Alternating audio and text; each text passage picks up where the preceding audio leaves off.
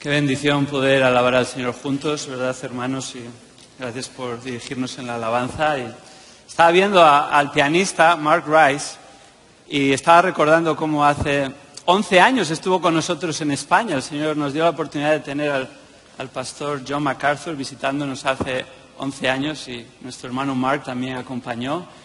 Y un tiempo muy precioso de alabar al Señor, y en cada ocasión que nos reunimos es una oportunidad como pueblo de Dios de darle gloria por medio de los cánticos de corazón, pero también por medio de su palabra. Es un privilegio poder abrir la palabra en esta mañana, además acompañado de tantos hombres fieles que tienen una trayectoria de honra al Señor y de trazar la palabra, compañeros de seminario y de estudios como Luis, como Josías, uno de mis profesores, el pastor Montoya.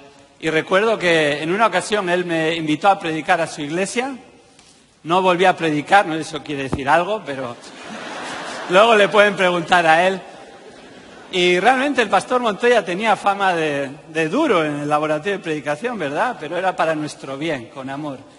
Pero realmente me sentí graduado del seminario, no el día que me gradué, sino el día que fui a su iglesia a predicar. Y bajé las escaleras, yo estaba con temor diciendo, a ver qué me va a decir el profesor Montoya, y me dijo, bien hecho, hermano. Esa fue mi graduación. Gracias a Dios por hombres fieles, y también nuestro querido hermano Henry, que para mí es como un padre, y estoy muy agradecido por su ejemplo y su ministerio tantos años para la gloria de Dios. Vamos a orar, vamos a poner este tiempo en las manos del Señor. Señor, sabemos que dependemos de ti completamente, la salvación es tuya, la santificación es tu obra por medio de tu Espíritu. Lo haces por medio de tu palabra, a través de instrumentos en tus manos para tu gloria. Señor, oramos que en esta mañana, por medio de tu Espíritu, tú edifiques a tu pueblo y aún traigas arrepentimiento y fe verdadera de alguna persona que aún no ha conocido a Cristo verdaderamente. Señor, que tu palabra sea la que alimente nuestra vida, que encienda nuestro corazón, que mueva nuestros pensamientos para estar enfocados a ti, para desear y crecer en la semejanza de Cristo, nuestro Señor y Salvador. Oramos que todo esto sea para tu gloria. En el nombre de Jesús. Amén. Realmente, antes de entrar en el tema que nos ocupa en esta mañana, que es el fruto del Espíritu en Gálatas 5, 22 y 23, hemos de entender también que toda predicación depende del Espíritu. Depende del Espíritu tanto en la proclamación como en la recepción de la palabra. El apóstol Pablo era consciente de esta realidad cuando en 1 Tesalonicenses capítulo 1, en sus primeros versículos, les recordaba cómo él fue en el poder del Espíritu que fue capacitado para presentarles el Evangelio, y que ellos mismos, los tesalonicenses, fue por el Espíritu y su poder que pudieron recibir el Evangelio aún con gozo en medio de muchas pruebas y tribulación. Es el Espíritu el que nos capacita con los dones para ejercitarlos, pero es el Espíritu también el que nos da la oportunidad de servirle, y es el que obra en nuestras vidas y en las vidas de los hermanos alrededor nuestro según ejercemos esos dones. Es el Espíritu el que capacita a los predicadores para trazar su palabra con precisión, después de haber estudiado la palabra en profundidad y poder afirmar, así dice el Señor, porque así dice su palabra. Para mí siempre es un ánimo escuchar de hombres de Dios que nos han precedido y han tenido esta confianza. Alguien como el príncipe de los predicadores, Charles Spurgeon, a menudo citado desde los púlpitos, admirado. Un hombre al que el Señor le dio un don particular y tuvo un alcance extraordinario en su tiempo, en el siglo XIX en Inglaterra. Regularmente se congregaban unas 9.000 personas para escucharle. En una ocasión, en el Palacio de Cristal, más de 20.000 personas iban a escucharle. Y él entendía el poder de la oración y la obra del Espíritu por medio de la predicación. Y él a menudo mencionaba cómo, según subía las escalinatas para acceder a ese lugar elevado, en el tabernáculo metropolitano, sin ningún tipo de micrófono, con tanta gente, él oraba y se repetía a sí mismo, creo en el Espíritu Santo, creo en el Espíritu Santo, porque es su obra. Es su obra por medio de su palabra y es su obra en nuestra vida. Y tenemos el privilegio en esta mañana, en Gálatas capítulo 5, versículos 22 y 23, de ver el fruto del Espíritu. El fruto del Espíritu. Hoy en día las iglesias y los creyentes están distraídos, están confundidos generalmente, porque se piensa que la vida cristiana es una vida de entretenimiento, una vida simplemente de bendición en nuestros términos, una vida en la que Dios es el genio de la lámpara maravillosa que nos va a conceder todo lo que queremos y deseamos. Es una iglesia de entretenimiento, es una vida cristiana de entretenimiento. En la década de los 90 un fenómeno muy particular comenzó a suceder y empezó en Estados Unidos, donde casi todo comienza y luego se extiende al resto del mundo con su gran influencia. Numerosas granjas en los Estados Unidos dejaron de producir fruto y empezaron a dedicarse a lo que se llamaba agricultura de entretenimiento. Los granjeros atraían a clientes pagando una entrada a modo de Disneylandia, pero por mucho menos dinero. Podías pasar un día en la granja disfrutando de música en directo con una banda profesional, animando a los corredores de carreras de tractores por un circuito cerrado con balas de paja. Incluso podías convertirte en granjero por un día.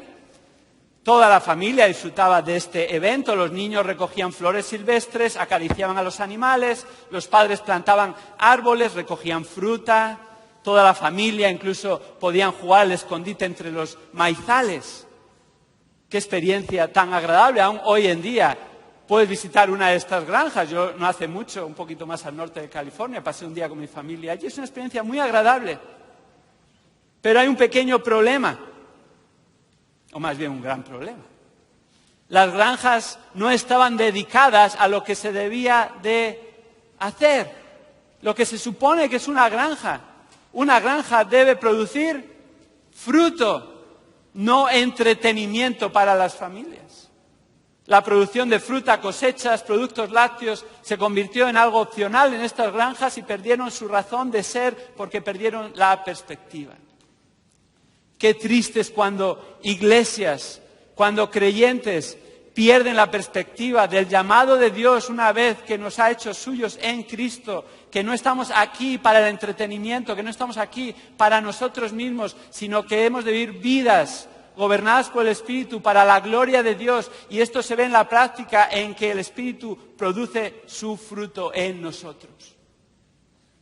Y normalmente, no siempre, pero en muchas ocasiones, el Espíritu trabaja de una manera particular por medio de su palabra, en medio de la aflicción y la prueba, no en medio del entretenimiento.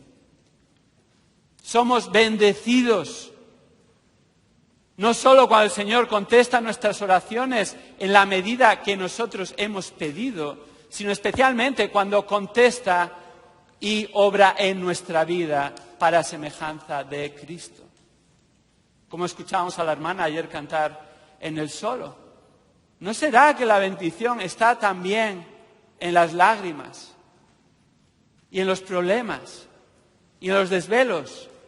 ¿Por qué? Porque el Señor en nuestra debilidad obra de una manera especial en nosotros y es su Espíritu el que produce el fruto en nosotros y es inexplicable y solo podemos darle la gloria a Dios por ello. Solo el Espíritu de Dios puede hacer esto. Y su fruto es especial y es específico. Fijémonos, Gálatas 5, 22 y 23 nos muestra el fruto del Espíritu que debe existir en cada seguidor de Cristo. Esto es lo que ha de caracterizar a cada creyente verdadero. Gálatas 5, versículos 22 y 23 afirma: mas el fruto del Espíritu es amor, gozo, paz, paciencia, benignidad, bondad, fidelidad, mansedumbre, dominio propio. Contra tales cosas no hay ley. Este es el fruto del Espíritu que debe existir en cada creyente. Pablo escribe esta carta a los Gálatas y es una carta que se conoce como la carta magna de la libertad, que no del libertinaje. la carta de la libertad en Cristo, liberados de seguir leyes, ceremonias judías, ceremonias religiosas, pero no hemos de usar la libertad como un pretexto para la carne, sino que el creyente ha de vivir una vida en el Espíritu en lugar de en la carne, y esto se verá reflejado y caracterizado por reflejar y manifestar el fruto que el Espíritu produce en nosotros. Así el versículo 22 comienza diciendo, fijémonos en nuestro texto, mas el fruto del Espíritu es más.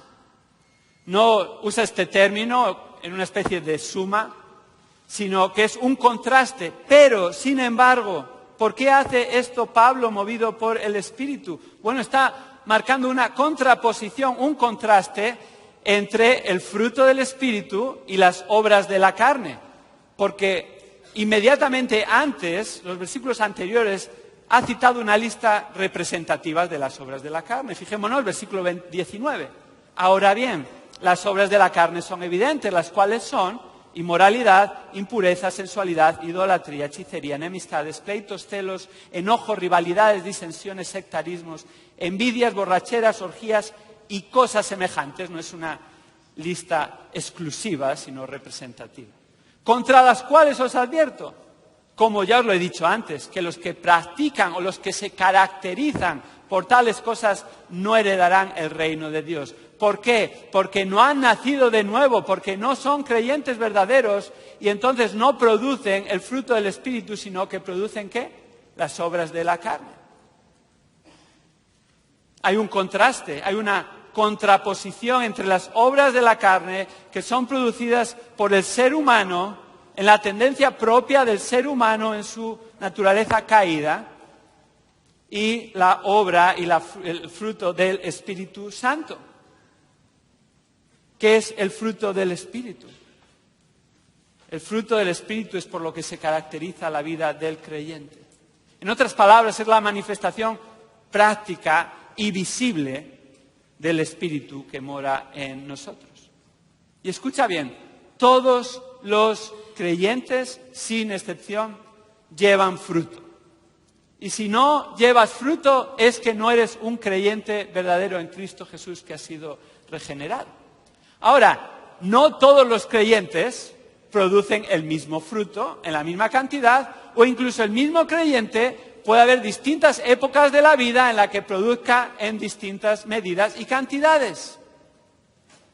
Pero todos van a producir fruto, porque todos somos esa tierra fértil de Marcos 4, esa parábola del sembrador, que hemos recibido no solo la palabra del Evangelio, sino que recibimos la palabra de Dios continuamente. Y sí, se produce fruto en distintas cantidades y medidas, a 30, a 60, 100 por uno. Pero todo creyente verdadero produce el fruto del Espíritu. La manifestación de este fruto se verá en medida y de acuerdo a la madurez espiritual. Y la madurez espiritual será directamente proporcional al tiempo que estemos expuestos a la palabra, porque es la manera en la que el Espíritu nos controla. Así veíamos ayer como ser llenos del Espíritu significa estar controlados bajo el dominio, bajo la influencia del Espíritu. ¿Y cómo podemos estar bajo el dominio, bajo la influencia del Espíritu que ya mora en nosotros? Cuando, Colosenses 3:16, la palabra de Cristo habita abundantemente en nosotros. Hay una proporción claramente directa. Así esté expuesto a la palabra, así tendré la oportunidad de crecer en el fruto del Espíritu que mora en mí. Pero no como un mero ejercicio intelectual, sino verdaderamente como esa palabra que es el agua fresca que nosotros sedientos necesitamos. No como un ejercicio religioso, sino como aquellos que de corazón desean recibir la palabra, porque a Dios le interesa nuestro corazón. Como en Marcos 7, Jesús tuvo que confrontar a los religiosos hipócritas y les aplicó la profecía de Isaías y les dijo, bien profetizó Isaías, este pueblo con sus labios me honra, pero su corazón está, ¿qué? Muy lejos de mí. ¿Por qué? Porque habían sustituido la palabra de Dios por preceptos de hombres y enseñaban preceptos de hombres como la palabra de Dios, sus propias ideas, sus propias tradiciones, su propia religiosidad, sus propias tendencias denominacionales, sus propios intereses, ideas, situaciones familiares, preferencias. Eso no va a producir fruto. Es la palabra de Dios en un corazón receptivo que desea honrar y dar gloria a Dios, que el Espíritu que mora en nosotros va a utilizar esa palabra para producir fruto para su gloria y honra. Y este es el deseo de todo creyente verdadero. La provisión del Espíritu, su fruto en nuestras vidas, puede ser comparado a la recogida de fruta. Hay un fruto del Espíritu con distintas manifestaciones, pero en realidad esta es un poco la idea de esta imagen. Recuerdo cuando era niño, una hermana de nuestra iglesia tenía unos terrenos con frutales, árboles frutales. Estaba a unos 100 kilómetros al noroeste de León, en la zona del Bierzo, que es muy rica para la fruta porque tiene una especie de microclima, algo similar a lo que tendríamos aquí en el centro de California, la zona de Fresno, ¿verdad? La despensa de América. Y cuando iba allí me encantaba, pasaba el día, estaba por el campo y luego al final del día nos dejaba recoger fruta, especialmente manzanas, y podíamos llevarla a nuestra casa y disfrutarla. Aún tengo unos recuerdos excelentes. Ahora, la finca era de esta hermana, el árbol era de esta hermana era la que había cultivado, era la que había hecho el trabajo, esta hermana aún era la que nos daba este fruto y estas manzanas. Yo no era el que producía ese fruto, aunque debía de estar ahí para poder recibir ese fruto. Así es el fruto del Espíritu. Nosotros no producimos este fruto. Por eso es el fruto del Espíritu. No es el fruto mío, no es el fruto tuyo. Pero no hemos de equivocarnos. Hemos de estar en la situación y en el momento y en el microclima adecuado que la Biblia explica para que realmente el Espíritu produzca ese fruto y que es expuestos a la palabra de Dios. En la iglesia, en nuestras casas, en nuestras conversaciones, edificándonos unos a otros con la palabra del Señor. Y eso el Espíritu lo usa para producir su fruto. Así, en este pasaje, concretamente, vamos a observar 9 manifestaciones del fruto del Espíritu, para que abundemos en ellas. 9 manifestaciones del fruto del Espíritu, para que abundemos en ellas. La primera manifestación la encontramos en el inicio de esta enumeración, y es el amor, más el fruto del Espíritu es amor. Qué palabra más bella, ¿verdad? A todos nos gusta hablar del amor. Y de hecho el Nuevo Testamento habla mucho del amor, es un tema central y en varios pasajes afirma su primacía. Las epístolas de Pablo encontramos cómo se refiere al amor en términos preeminentes. 1 Corintios 13, versículo 13, incluso asevera y afirma: ahora permanecen la fe, la esperanza y el amor, estos 3, pero el mayor de ellos es el amor. En Efesios 5:2 nos llama a andar a los creyentes en amor. Colosenses 3:14 insta a los oyentes a que se revistan de amor, recubiertos totalmente por encima de cualquier otra cosa. No solo Pablo sobresale esta primacía del amor, sino también Juan y Pedro lo hacen en sus epístolas, y especialmente Primera de Juan resalta que el amor es una prueba irrefutable de una conversión verdadera. Primera de Juan 3:14 afirma: nosotros sabemos que hemos pasado de muerte a vida porque amamos a los hermanos. Y Primera de Juan 4:8 dice: el que no ama no conoce a Dios, porque Dios es amor. Y esto ha de ser preeminente. Y amamos porque Dios nos amó primero. En esto consiste el amor, en que Dios nos ha amado y envió a su Hijo Jesucristo a morir por nosotros en la cruz inmerecidamente. Y este amor ha de ser preeminente. Y así, 1 Pedro 4:8 dice: sobre todo, sed fervientes en vuestro amor los unos por los otros, pues el amor cubre multitud de pecados. No hay duda, el amor tiene una posición dominante en la palabra de Dios y así ha de ser en la vida de los hijos de Dios como fruto de su Espíritu que lo manifiesta.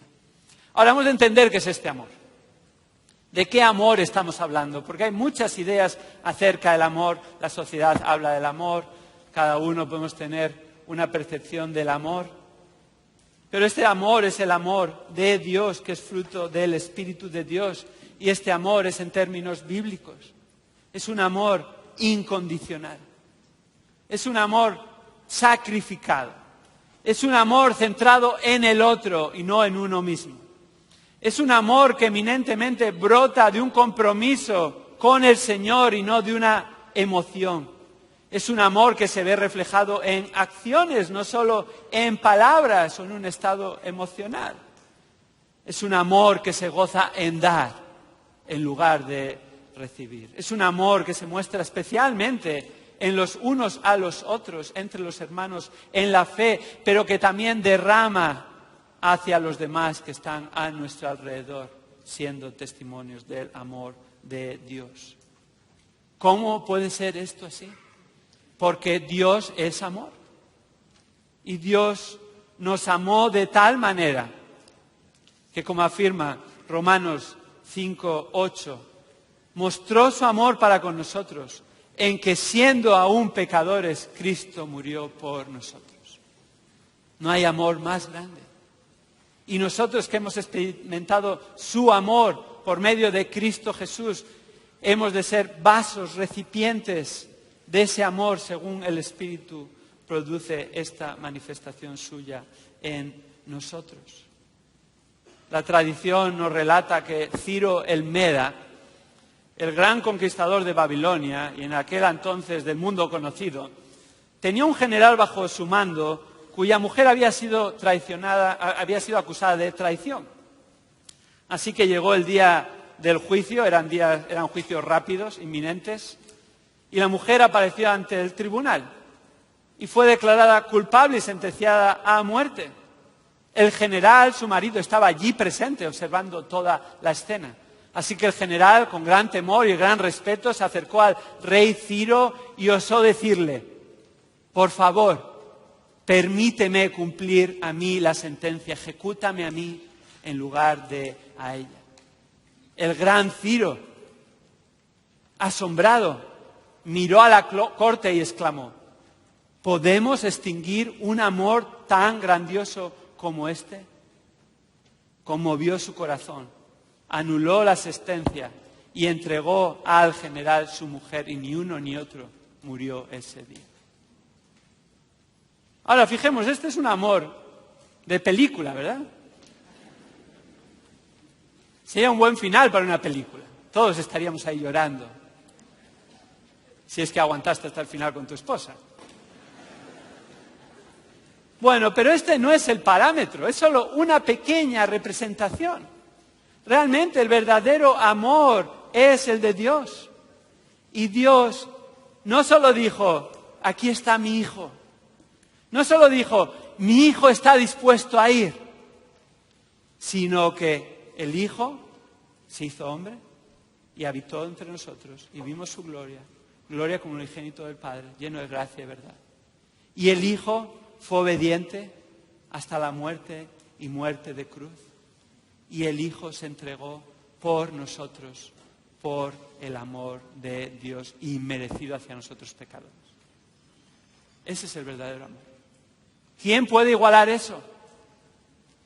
¿Qué guionista de Hollywood puede escribir un amor más excelso y perfecto? Nadie. Ese es el verdadero amor. Y así, según estemos centrados en el amor de Dios hacia nosotros, en el amor de Cristo, es que nosotros, en gratitud a Él y con su ejemplo, querremos representar ese amor. No te fijes en el amor de los demás.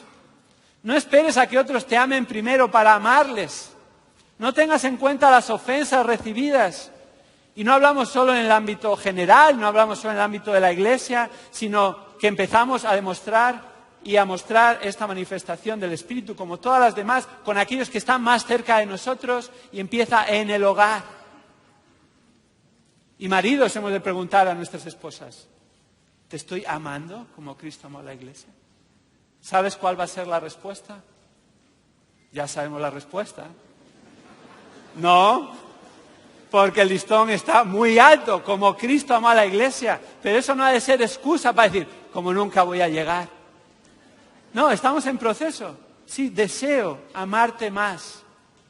Deseo crecer en este amor hacia nuestros hijos, hacia los hermanos en la congregación. ¿De qué serviría ser la persona más amorosa del mundo con los extraños, los domingos, repartiendo besos, abrazos, y luego llegas a casa y eres un ogro?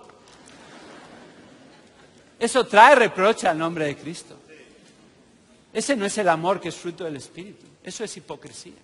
Eso es religiosidad. Sí, imperfectamente amamos. Tampoco nos pongamos en el otro lado y digamos, ves, tú eres así. No, yo soy así. Me estoy mirando en un espejo, pero es la obra del Espíritu el que me está perfeccionando a la imagen de Cristo y necesitamos seguir perseverando en ello. ¿Cómo? Mirando el amor de Dios hacia nosotros, poniendo nuestros ojos en Jesús, autor y consumador de nuestra fe. En segundo lugar, la segunda manifestación del fruto del Espíritu es gozo. El pasaje continúa diciendo, mas el fruto del Espíritu es amor, gozo. ¿Qué es este gozo? Es un gozo que aparece repetidamente en el Nuevo Testamento y esta es la idea de este gozo. Es un sentimiento de felicidad y bienestar, pero escucha bien, con este matiz, basado en hechos espirituales. Basado en hechos espirituales, no en circunstancias. Este gozo bíblico no es una algarabía, no es un estado de efusividad, no es un mero sentimiento pasajero que en ocasiones experimentamos, no es un estado de felicidad que brota cuando la vida va bien y todos los astros se alinean y tenemos una buena ocasión para celebrar, ¿verdad? No, este gozo es el fruto del Espíritu y sí es un profundo sentir de bienestar y felicidad, pero basado en hechos espirituales, aunque todo lo demás esté mal. Este es un gozo sobrenatural.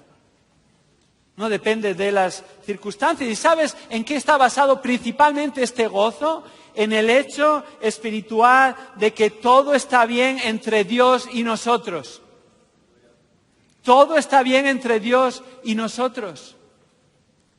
Y así podemos vivir vidas gozosas, no vidas amargadas, no vidas gobernadas por la culpabilidad, sino por el perdón y el gozo del perdón recibido y el gozo de que ahora somos parte de la familia de Dios y tenemos una herencia junto con el resto de los santos reservada para nosotros en el cielo. ¿No nos da esto un gozo verdadero que nada ni nadie puede quitar ni arrebatar? Este gozo ha de estar basado en hechos espirituales. El mismo Señor Jesucristo, durante su tiempo en esta tierra, experimentó este gozo en su humanidad. Así como el Espíritu Santo vino sobre Él y vivió su vida en el Espíritu en esta tierra, en su humanidad. Hebreos 12:2 nos dice, Cristo sufrió la cruz por el gozo delante de Él. No fue gozoso morir en la cruz. La circunstancia fue horrenda, produjo sufrimiento, dolor, muerte. No solo eso, sino que experimentó lo que fue llevar nuestros pecados, recibir la ira de Dios por nuestros pecados. Las circunstancias son las peores, inimaginables, humanamente hablando, ¿no es así? ¿Y cómo pudo sentir y tener gozo Cristo Jesús en su humanidad? Porque sufrió en la cruz con el gozo delante de Él. Por el hecho espiritual, la obediencia a su Padre y sabiendo lo que el plan de redención iba a cumplir para la gloria de Dios y para el bien de nuestras almas.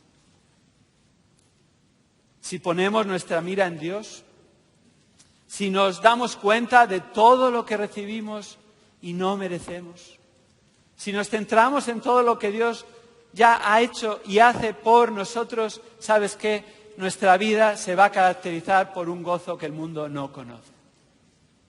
Y aún en la circunstancia más adversa, el Señor, por su Espíritu, nos va a dar un gozo inexplicable. ¿Y sabes qué? Esa es una oportunidad para apuntar a Cristo a las personas. No es una oportunidad para sacar pecho. No es una oportunidad para decir, uy, qué maduro soy. Es una oportunidad para decir a los demás alrededor, ¿sabes qué? El Señor está haciendo su obra en mi vida. Y Él es el que está produciendo este gozo. Y este gozo solo es posible en Cristo Jesús.